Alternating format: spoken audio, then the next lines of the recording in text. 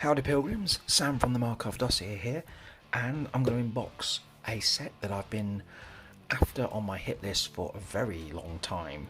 I finally got round to getting it. As you can see, the Galvanic Mysteries set. If you're an Enlightened player, this is probably high on any Enlightened player's list, because models like this that's in this box are probably the reason you are an Enlightened player, because these are pretty much what the Enlightened's about. The big monsters. Just see my ring light there. It's very Mysterons, isn't it? This is the voice of the Mysterons.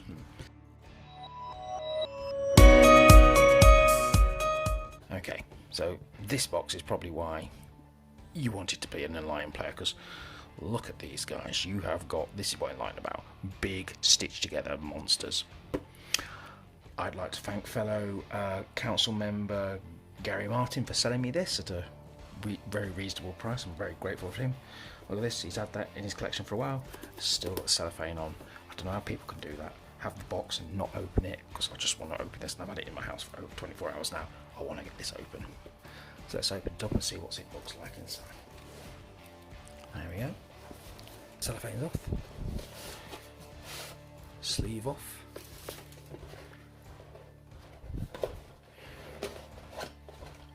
Lid off. What we got inside? So, one of the War Cradle flyers. Always like those. Like the artwork on them. Ooh, some old cards. 108 version. Sadly not useful anymore. Bases. So a mix of bases. So we've got big, some mediums and some smalls, and then we've got the packets themselves. Let's see who this is. Let's open it up. So in this packet we've got, I'll get the names right, haven't I? Got two different creations there. So let's see, that's creation 10, that one there, and that looks like that's creation 13, that one there with the big RJ canisters in its chest, and the legs of, not sure actually, it's either 13 or 10's legs. I'll have to work that out in a bit. Let's get right up close on the details. Beautifully crisp models as always from War Cradle. Oh, some nice details on the back. Look, yeah, you got that lovely big RJ cylinder in there, running into some body bits there. The work here. Some lovely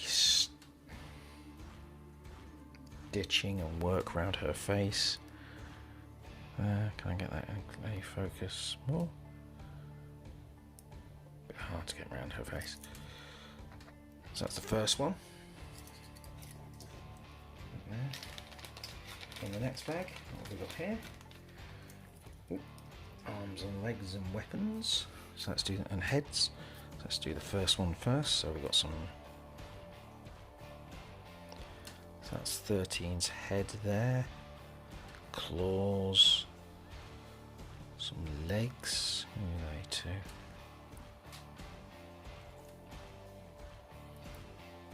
They're 10's legs, I think.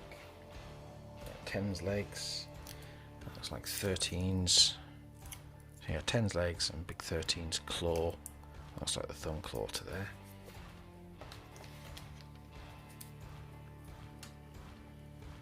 More bits on this spruce, so we've got an axe, that belongs to 10, I think, and those claws must belong to 13, along with the buzzsaw goes to 10, and that drill goes to 13.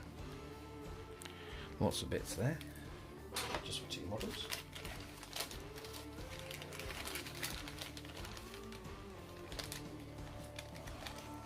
What we've got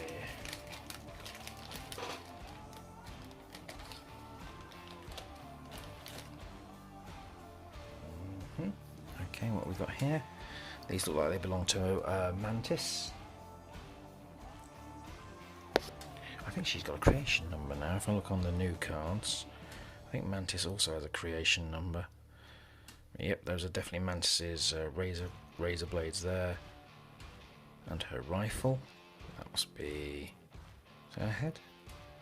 Yep, that's her head. There you go, with a monocle and the cabling hair. Very cool. Another arm just there. Also coming out. Oh, I've got a loose head. Careful.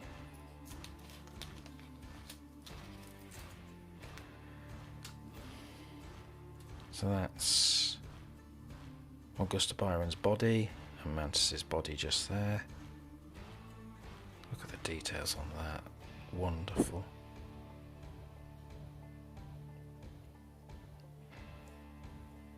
And she's very tall.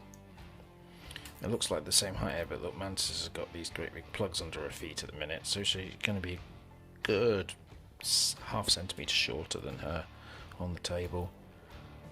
That's that. And it's fallen off, it looks like. Yeah, that's Augusta's head. It's Byron's head, so if I just hold that up. Focus it.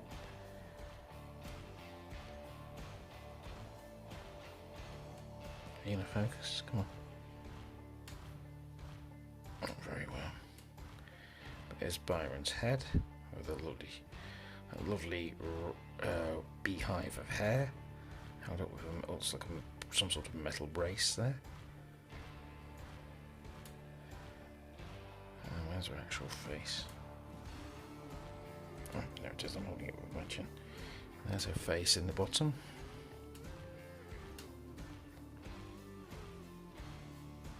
There you go. Her proud face. With stitches, hard to see this here. Yep, stitches all around her jawline. Where she stitched her face on. And a slightly hidden RJ cylinder just at the back there. We'll look at it to keep it nicely powered up. Don't lose that. So the other sprue bag must be Creation 5.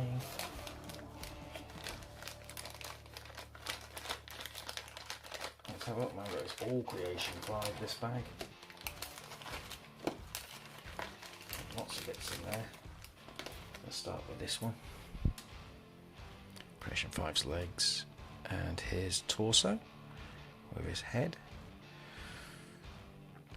I always thought Creation 5's face reminds me of some of the incarnations of Iron Maiden's Eddie. Very similar in design, but much bulkier in the bod. Eddie was always a skinny chap. So almost entirely cybernetic legs, lots of piston work on there. And on the back here, this ragged shirt and the straps, and a great big power cylinder there, which I think connects to one of his weapon that goes on the back there. The next one is big pounding arms, ready to beat the bejesus out of somebody, and his massive railgun thing that goes on his back there. So only 2 models actually, I think, have any real range firepower, and that's him and Mantis. The rest of them are all for melee. And finally we got some bits, looks like it's broken off the sprue.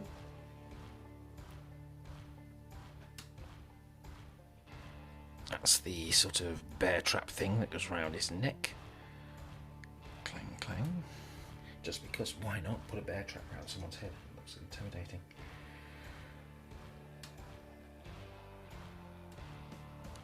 An arm.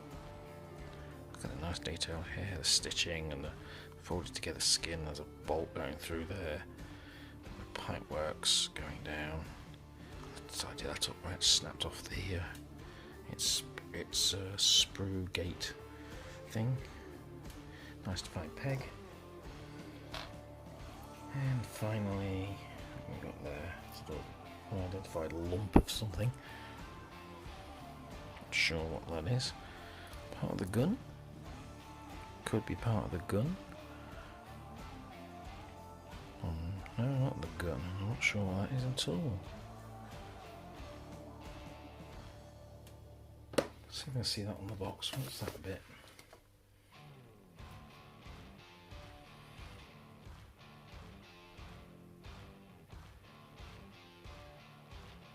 I think it is part of the gun.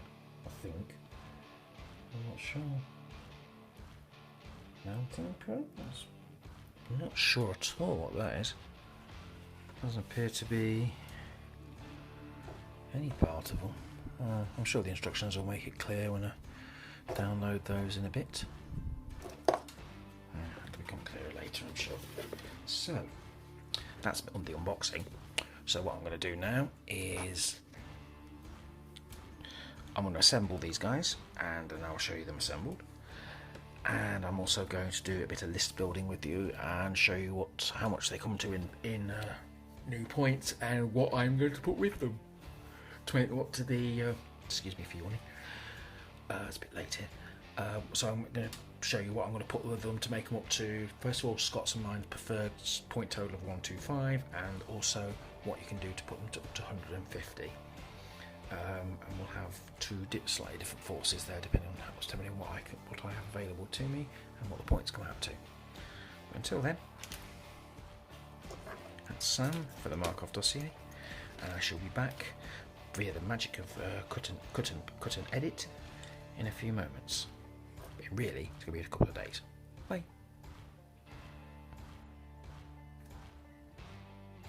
Right then, pilgrims, welcome back, and as you can see, the models are assembled. I've also primed them in Army Paint Necrotic Flesh, which is my go-to colour for Enlightened. It gives a lovely lustre to the skin tones, and also anything else you paint over it has a weird unnatural glow. So what I like to do is I'm going to show you the models up close. I know we've seen these before, but I want to show them off up close, and we'll talk about how easy they were to build to start with. So first up, let's just get that in focus. Nearly. There we go. Look at the boss herself, Augusta Byron. Wonderful, look at this. Got the classic beehive hair from Frankenstein with these metal braces holding it up. You can see the detail of the stitching around her face, her chest, arms, and so on, all stitched together. This fantastic corset and this wonderful leather dress with these tassels here, and if I turn it round, straps on her legs, and these wonderful belt-like attachments here. Iron rings where the joins are on her arms. It's a really fantastically detailed model. This one, very simple to put together, literally just had to glue the head on and she was done. As you see, she looks great. So that's Augusta. Next up is Mantis. This is another model with lots of hidden details to look at. The multiple eyepiece, for example, the cable hair there. Obviously we have the rifle. If I lift it up just so you can see the detail work on her corset and stomach. You can see she has a belly button. Her belt. These chap trousers with lots of straps. These fantastic, ridiculously pointy high heels. And possibly the tightest trousers ever put on a model. There are actually trousers there, and I'm going to paint them as trousers, that's not skin. She looks like she's literally been stitched into them, which, given that she's an Enlightened creation, she probably has been. And so on. In terms of building this model, quite fiddly. The scythe arms especially, and the rifle, putting the arms on was quite difficult. It's always a bit tricky to get rifles on, especially when they've got two hands to the rifle, because you have to line up the arms very carefully. If you look closely, you'll see I didn't quite manage it with the hand. It's slightly offset. Yeah, you see they're slightly offset, which is rather annoying. You have to put the rifle arms on first because this arm here has a sort of, it's like a socket with a cup on it, and the cup goes round the muscle there. So the rifle arms do have to go on first, and then you put the scythe arms on next. She's going to be quite difficult to base because she has such small contact points here, but I will put some strong glue on that and that should be fine. Next up is Creation 10.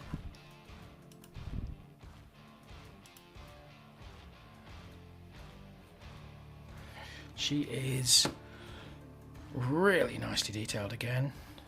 I'll zoom in at her face. There we go. Lots of detail in the face. So you've got the still remaining human eye that side and this wide open mechanical eye here. What I think is a particularly horrific detail is her mouth has been stitched shut. She's got long flowing hair, and the costume design is very reminiscent of Frankenstein movies, the housekeeper, the young girl, etc., etc. I'd had a look on some online pictures of, for example, young Frankenstein, and it was clear some costume cues from both Frau Blucher and Inga there, and so on. But obviously she was, as you can see, quite a muscular girl in life.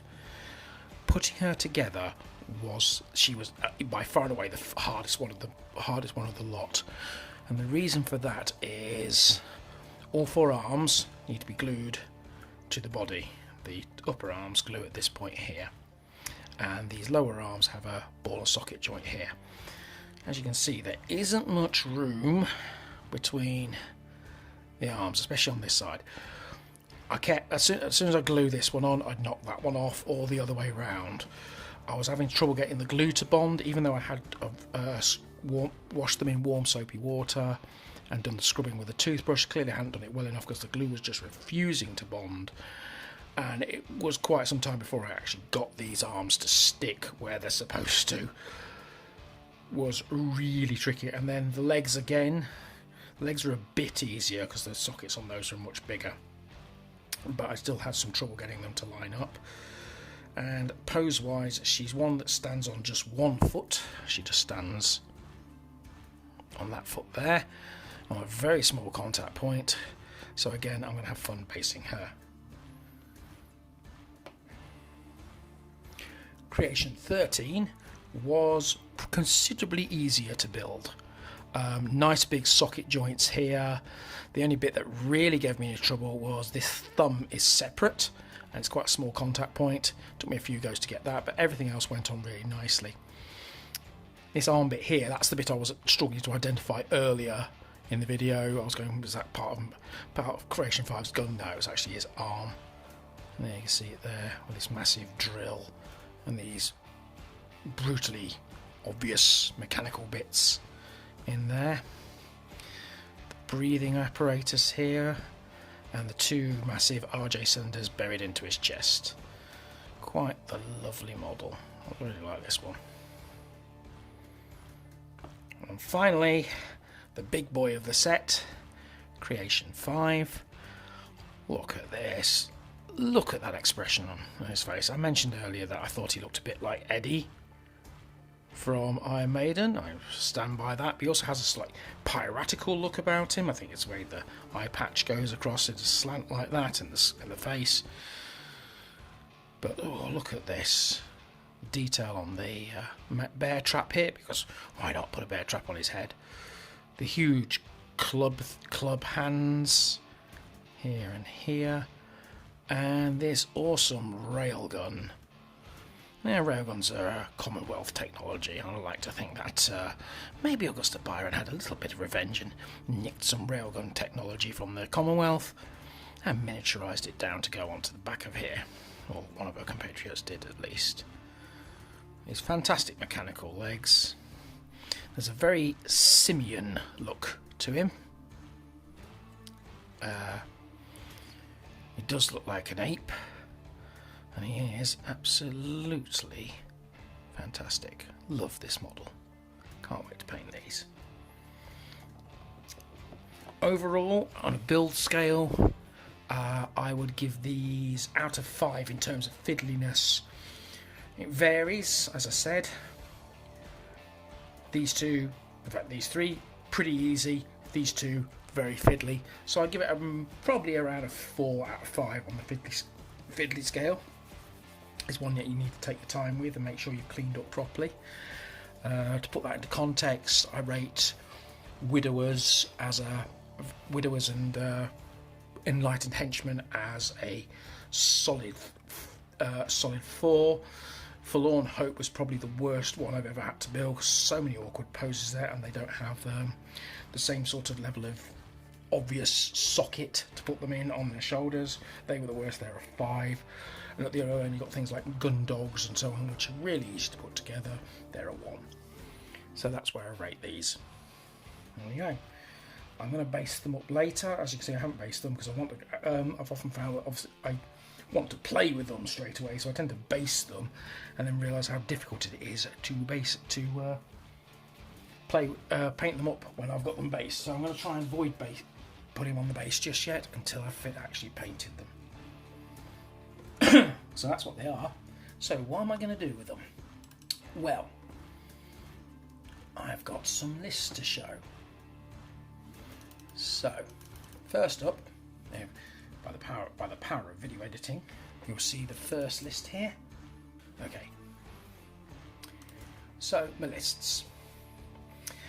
As is, the posse box comes in at 66 points. As you can see from the list here, it does have 2 available slots. One, you've got to put something that's an enlightened construct in, and the final slot, it's another May slot, can be any unit with the enlightened trait.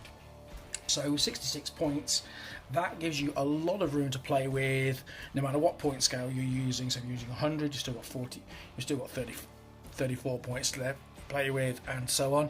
Scott and I often play at 125. That seems to be our preferred points level, so I'm going to create a list for that. I'm also going to create a 150 point list as well, and I'll discuss what we're going to put there. So first of all, let's have a look at my 125 point list.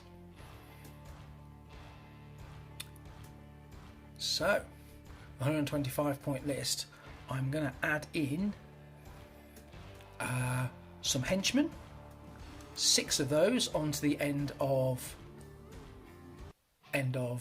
Byron's posse, bringing the total up to 72 there.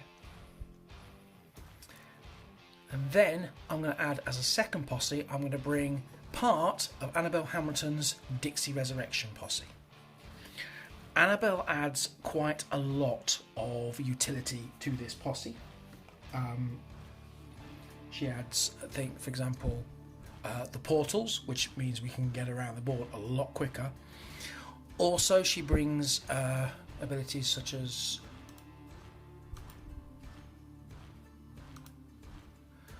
she's another one with Carpathogen and Tactical Brilliance, so I can do some looking at cards as well. The Carpathogen ability, both her and Byron have it. However, it only really works with models of multiple units, so it'll be useful for my henchmen, but it won't really help the big monsters because they are single units. What I really need here is Sawbones, which fortunately Augusta has, and so will one of my other picks, Wendell Lee, in the list. He also brings Sawbones, so that will add extra resilience to the models, because what Sawbones does allows you a re-roll on your failed grit checks unless they have lethal or fatal qualities. However, it has to be said, quite a few of my creatures do actually have hardy, which means they don't need that, so it's a case of making sure the ones that don't have hardy stick close, and the ones that do have hardy can walk on.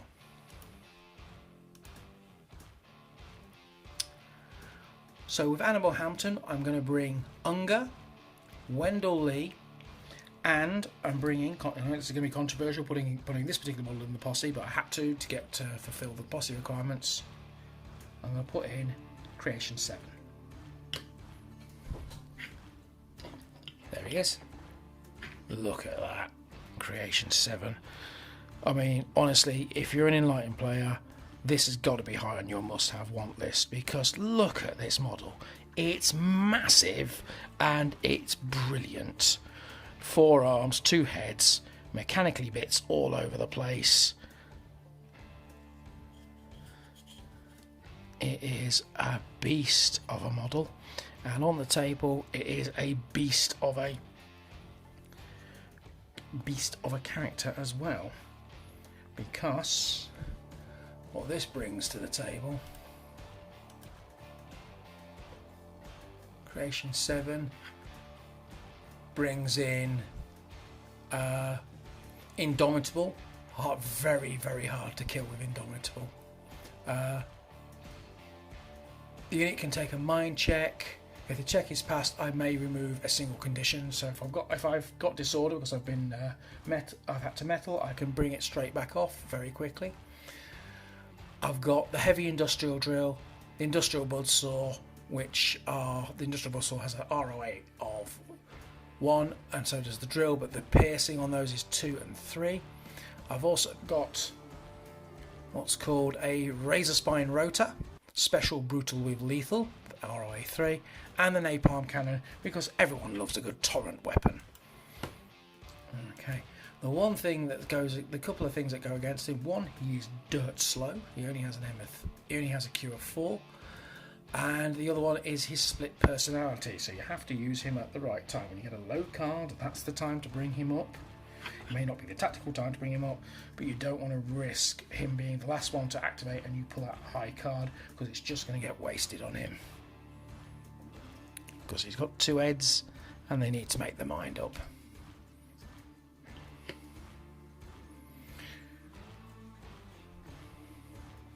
So that's my 125 point list. I did do an alternative 125 point list as well. This list here, which I put Creation 7 back with Byron. I bought 8 henchmen with me, and I also bought Burson, Harmony Ratchet, and a Brute Fire team for more firepower.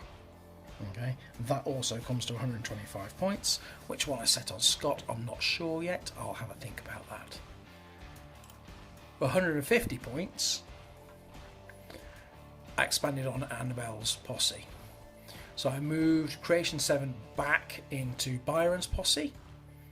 And with Annabelle, I'm now bringing Ross Mackay, Wendell Lee, Unger, and the Brute Unit Gatling.